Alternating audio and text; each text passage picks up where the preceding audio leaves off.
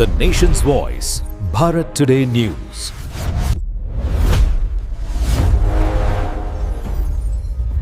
नमस्कार, मैं Rajni, Bharat today news से आप देख रहे हैं। राजधानी दिल्ली के कॉन्स्टिट्यूशन क्लब ऑफ इंडिया में अखिल भारतीय गुज्जरों महासभा का गठन किया गया। पिछले 118 वर्षों में महासभा ने समाज सम्मानित महानुभावों के सहयोग से सामाजिक उद्यान के लिए उनके सराहनीय प्रयास भी किए गए। वर्तमान में महासभा के 10वें राष्ट्रीय अध्यक्ष के रूप में हरिचंद्र भाटी समाज में संगठनात्मक चेतना विकसित करते हुए 5 प्रमुख बिंदुओं पर कार्य कर रहे हैं, जिससे समाज और देश को ऊर्जा प्रदान होती रही और बल भी मिलता रहा। इन्हीं उद्देश्यों को लेकर आज कॉन्स्टिट्यूशन क्लब ऑफ नवनिर्वाचित राष्ट्रीय युवा अध्यक्ष सुंदर चौधरी के नेतृत्व में युवा जागरूकता सम्मेलन आयोजित भी किया गया। कार्यक्रम की अध्यक्षता माननीय श्री हरिचंद्र भाटी जी, संरक्षक डॉक्टर यशवीर सिंह व डॉक्टर जिले राम जी की गणमान्य उपस्थित भी रही। कार्यक्रम में मुख्य अतिथि के रूप में डॉक्टर अलका गुज्जर, राष्ट्रीय मंत्री एवं से प्रभावी दिल्ली भाजपा उपस्थित भी रहे। आगे वीडियो में बने रहिए।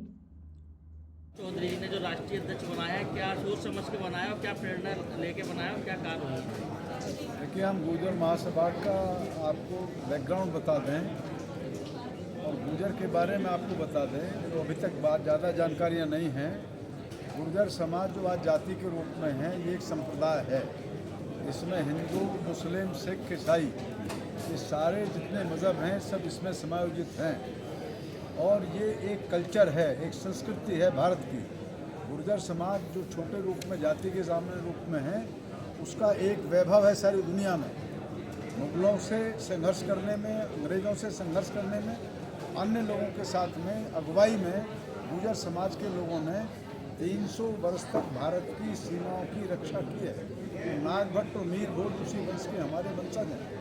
उसके बाद देश की जो आज़ादी का काम है अंग्रेज़ों को चुनौती देने का, उसमें रामप्यारी गुजरी सहारनपुर में, नैन सिंह गुजर मेरठ में, धन सिंह कोतवाल पहले 1857 के क्रांतिकारी, और एक लंबी श्रृंखला है। जब हम सनातन धर्म में जाएंगे तो शिवाजी बैसला गुर्जर गुट के सबसे बड़े राजा रहे, जिन्होंने इस सनातन धर्म की रक्षा की। और इसके अलावा कनिष्क, जो हमारे अफ़गानिस्तान के हिंदू राजा थे, वो भी इसी वंश से थे। ये एक आज़ादी के लिए गुर्जर समाज का कंट्रीब्यूशन है देश के लिए। लेकिन अंग्रेज़ों से लड़ते लड़ते गुर्जरों को शिक्षा से और सर्विस से बाहर कर दिया।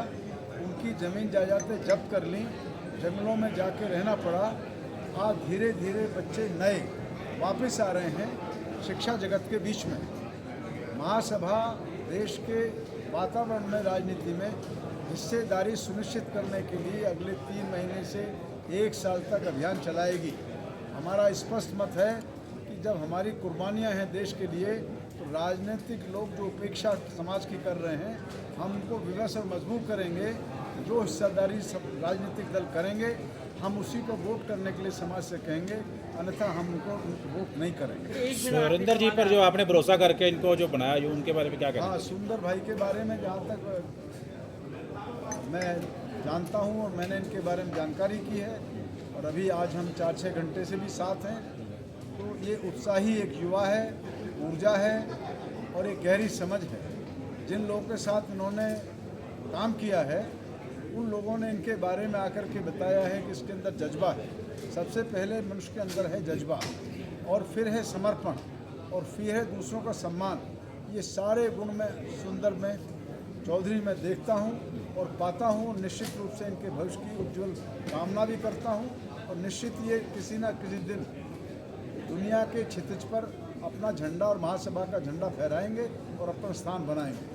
आज गुर्जर महासभा का प्रोग्राम हुआ है और सभी को सम्मानित किया गया, क्या कहना चाहेंगे? बहुत अच्छा कार्यक्रम था, बड़ा भव्य कार्यक्रम रहा और कार्यक्रम में बड़ी ऊर्जा दिखाई दी। युवाओं में आगे आने की अच्छी ताकत दिखाई दी और अच्छा मैसेज गया इस कार्यक्रम में। कहीं ना कहीं देश को ताकत देने, बल देने में और आगे बढ़ाने में गुर्जरों का बहुत बड़ा योगदान रहा है, मगर कहीं ना कहीं फिर भी उनकी उपेक्षा की जाती है।